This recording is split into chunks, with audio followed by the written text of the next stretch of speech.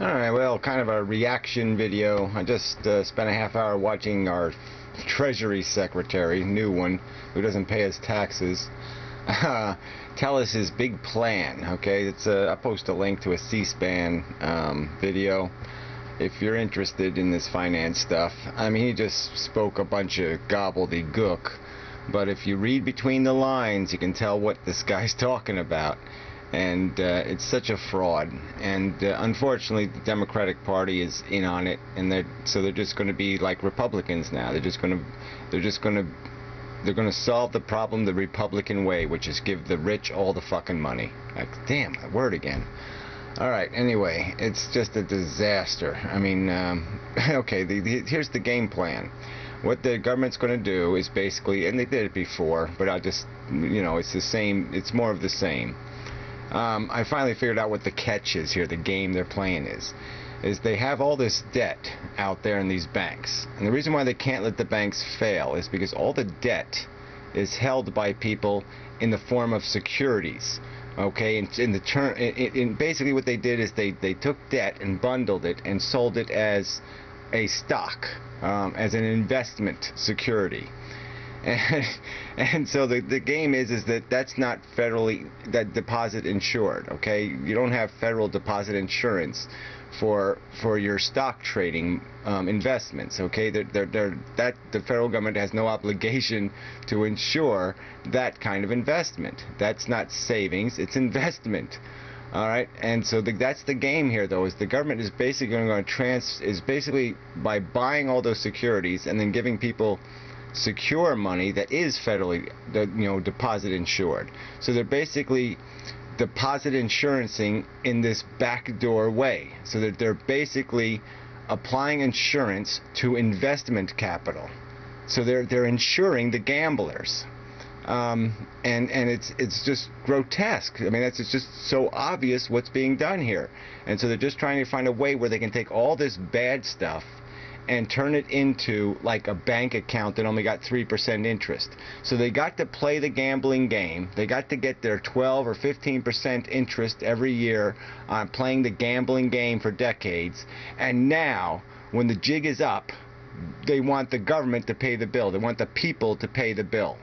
They want to go back to having just a savings account again and just get 3% interest or 4%. I mean, that's the game they're playing here. It's just so friggin' obvious. So anyway, this guy, they're going to spend another $1 trillion doing this bailout crap.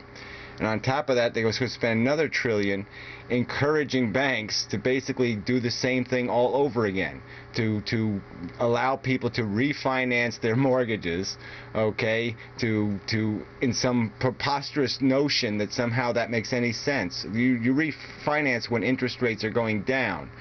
Theoretically, our interest rate should be going up because we have so much built up inflation. We have borrowed trillions of dollars.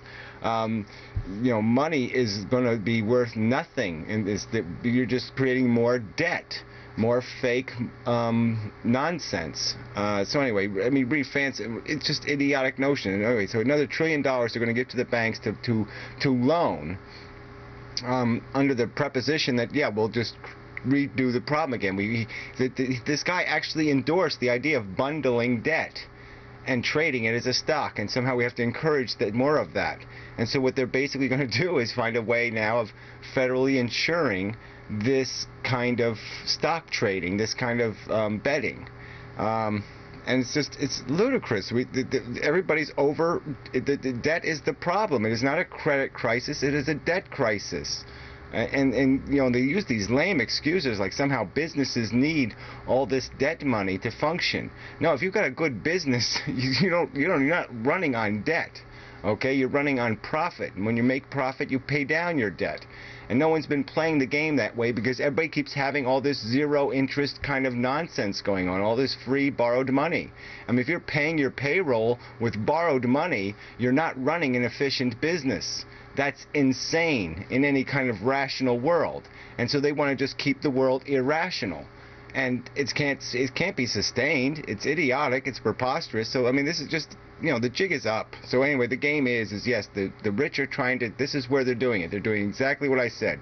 They're going to turn their money into real money, and then eventually, when they all have their real money, they're going to bail out big time on the dollar. Okay, and they're going to leave you, the people, sitting here. They're going to have nice, secure, assets in some foreign bank, and they're going to leave you sitting here with a, $4,000 to buy a loaf of bread. That's the world we're heading for. That's what these bastards are setting us up for. And it's getting more and more obvious. Why would you contrive this nonsense? If there's a credit crisis, the government could open a bank tomorrow and do it straight and above board. It's not brain surgery, dummies. I mean, really, insurance and banking have got to be the easiest businesses in the world if you're not doing all this stock manipulation bullshit. And that's the game they're playing. It's not about credit, okay? It's about converting a bunch of risk assets into federally insured assets.